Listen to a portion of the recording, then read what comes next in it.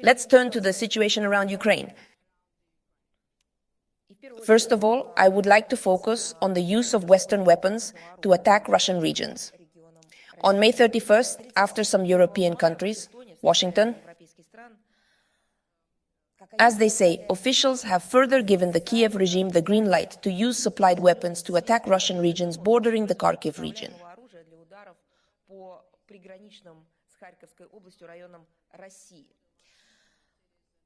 Announcing the decision, U.S. Secretary of State Antony Blinken said it was straightforward. Quote, "The attack will go deeper and deeper into Russian territory." He added that the West will continue to adjust its strategy. I'll let myself say.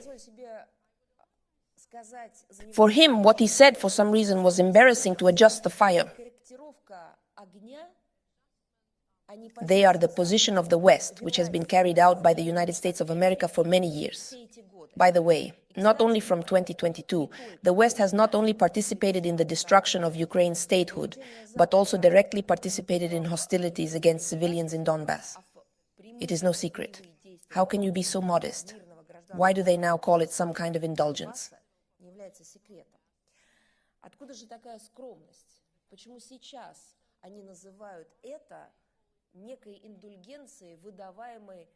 Only in 2024 will the Kiev regime use its weapons to attack.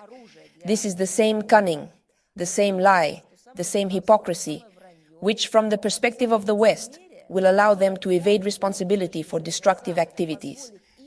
For everything they allow the Kiev regime now, but they will do it for many years to come. But I want to upset them. They didn't escape.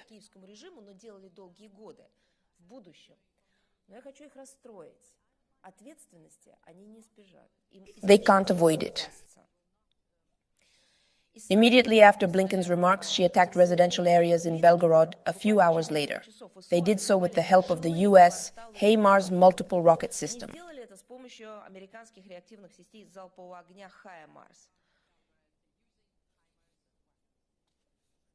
In other words, American weapons were used by the Kiev regime. Ratio. To practice the implementation of terrorist acts. All missiles fired at the city were shot down by Russian air defense forces. There are many such examples, as well as statements and concrete actions by Western representatives on the implementation of tourism strategy by the Kiev regime. But I'm quoting that because, in my opinion, he is.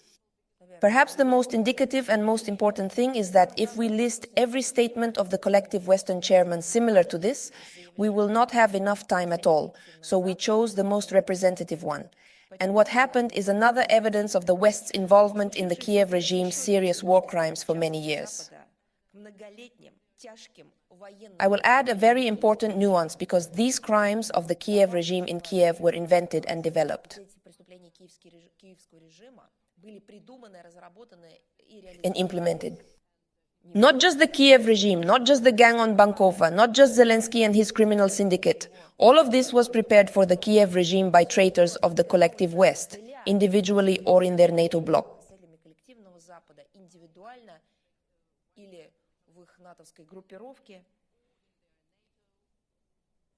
We have evidence. After all, the weapons supplied by the West to the Kiev regime cannot be used without real ground participation.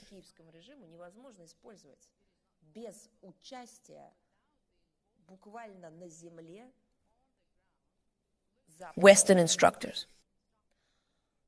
And, among other things, it is impossible to set goals.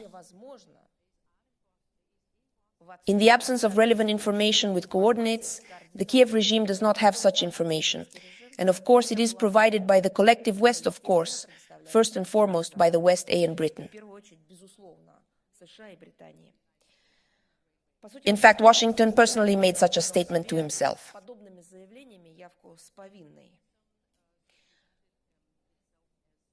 We see and hear confessions, and I won't call his sincere confessions cynical.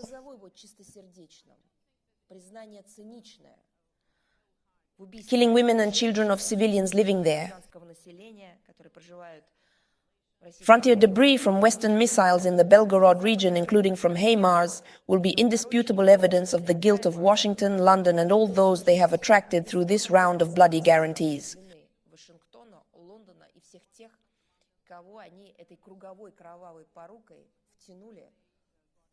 Such crimes.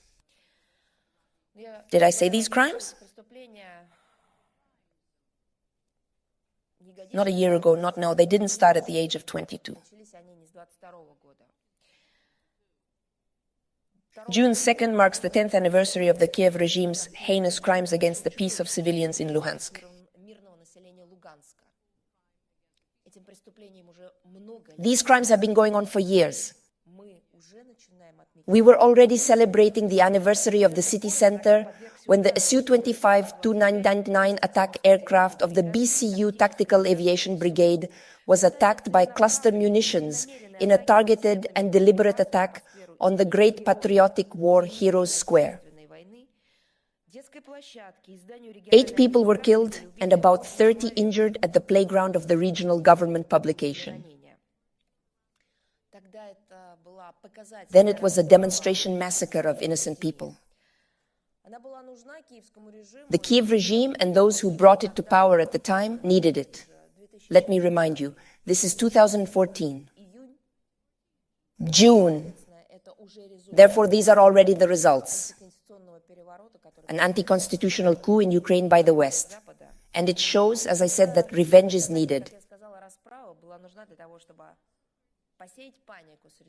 Sow panic among the local residents.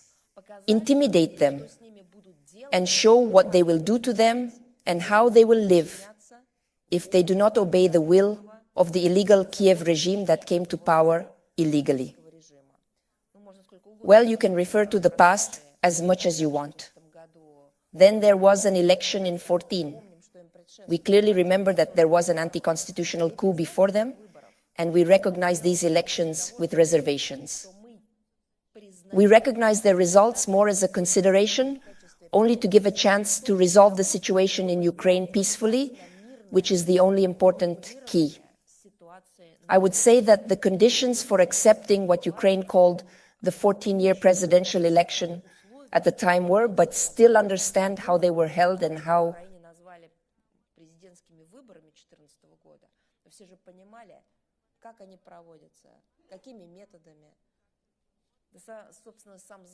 the dose of the West itself.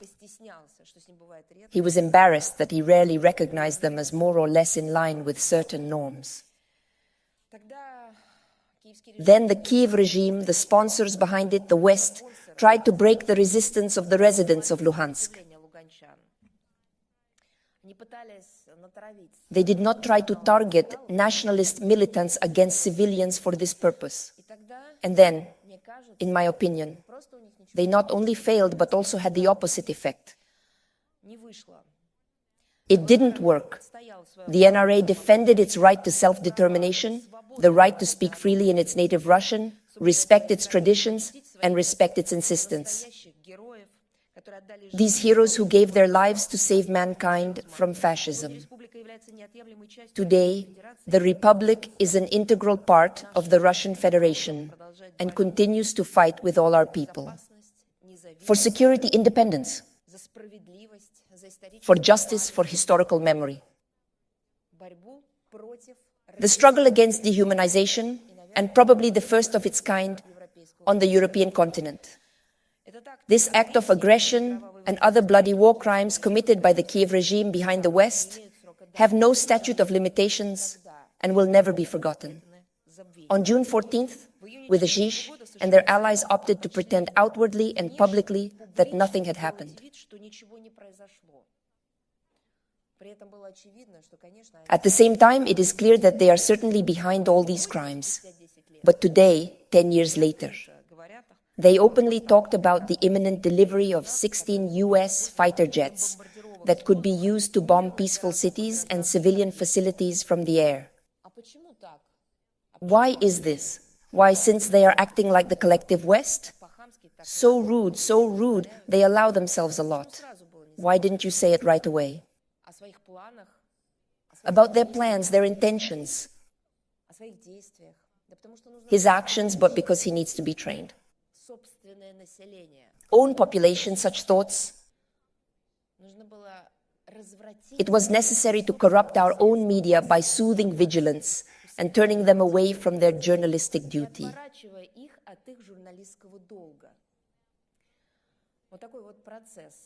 That's the process.